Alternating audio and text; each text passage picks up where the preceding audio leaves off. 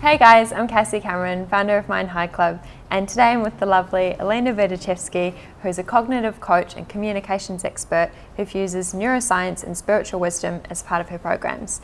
And today we're going to talk all about the subconscious mind. What is it? How does it impact us? And how can we tap into it to improve our lives, for the better? So, Alina, what exactly is the subconscious mind and why is it so important? Sure. Well, the way that I look at it is the subconscious mind is like the whole iTunes library, whereas the conscious mind is like a playlist. So we like to have the same playlist over and over again, perhaps when we're driving or we're going to the gym, whereas the subconscious mind is a storehouse of all our memories and experiences, and also a portal into the grand experiences of perhaps the whole universe that we maybe even grasped as we were growing up. So I like tapping into it because it's not only a storehouse of old memories that have happened in the past, it's also a positive resources and strengths. So I like to access that to get the best of who we are as well. Yeah, awesome. It's so funny because you don't always think about it, but it's always there, and it's just this massive,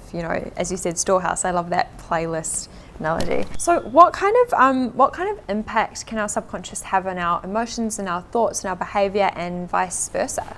Yeah, well, the thing is that the emotions are a signal that the subconscious mind in an old pattern has been activated, because there's always a chemical reaction when a pattern is first formed or crystallized.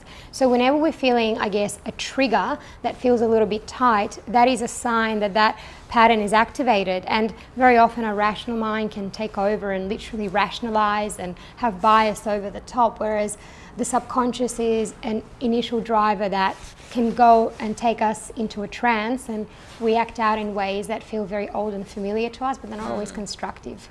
Right. So it's kind of like things that are working and patterns emerging that you aren't even aware of.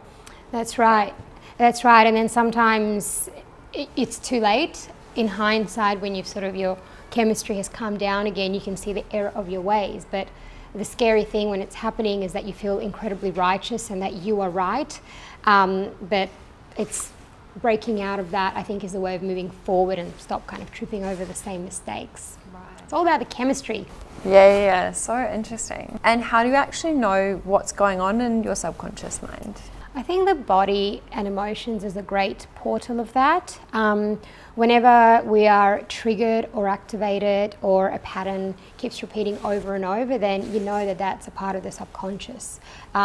If we're making decisions born of choice and space and observation, then we know that we have broken out of a trigger.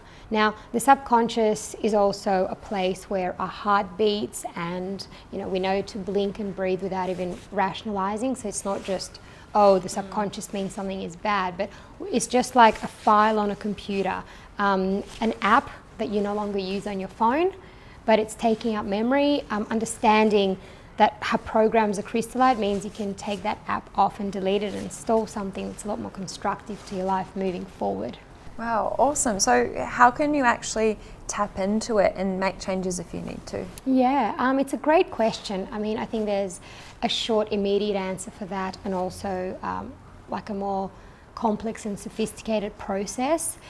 Relaxation is the first step to doing so, because when we're in our daily frazzled state, we're very much in a beta mindset, which is very rational mind, reactive and survival, whereas the language of the subconscious mind it's the alpha brainwave. It's a lot slower, it's relaxed, and it's very symbolic. So the subconscious thinks in pictures. So whatever is in your virtual reality inside your mind is going to play out in your external world. So changing the visuals that you have in your mind through visualization is a great practice, supported by affirmations, but I think that affirmations are a longer route if it's not supported by visualization, and also there are processes that can decharge those emotions.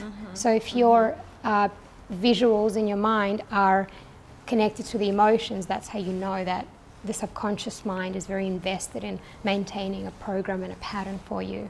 And working with a practitioner is a way of understanding the full I kind of see it like a crystalline structure. A program is like a snowflake, and by really understanding it, you can then sort of reshape and reform it, and through that you also reshape and reform your reality and your reactions and choices with it. Wow, amazing. It's like this whole thing you need to venture into and you do. discover. And absolutely, we are designed to work with other people. We're an interdependent society. You know, we all need a mirror and a reflection, and people used to always go perhaps to priests or shamans in ancient cultures, but the eye can't see itself. And so it's so great what you're doing, because as practitioners we hold space for each other in wise ways that perhaps other people can't or shouldn't need to hold. Yeah. So it's, if you need to work with someone to address and see what your actual patterns are, then that's okay, because that's the point of the unconscious. It's subconscious, and it's designed beautifully so that you don't realize the full pattern, so that it can keep existing and protect you. Yes, exactly. Cheeky. If someone was looking to change some sort of negative patterns or things that are still impacting them from previous experiences in their lives that are sitting in their subconscious, what would be their first step to going about changing that? Yeah, it's a great question. I think always look at your triggers whenever you may go into blame or fear or panic. It's not about the other person, it's not about the situation. To take real responsibility for your growth, it's bringing it back about what your actual trigger is, and understanding where it's really originating from, and starting to unpack that in journaling, doing some mirror work, or indeed a coach like myself or similar. Awesome. Well, thank you so much. It's been so interesting. There you have it, guys, all about the subconscious.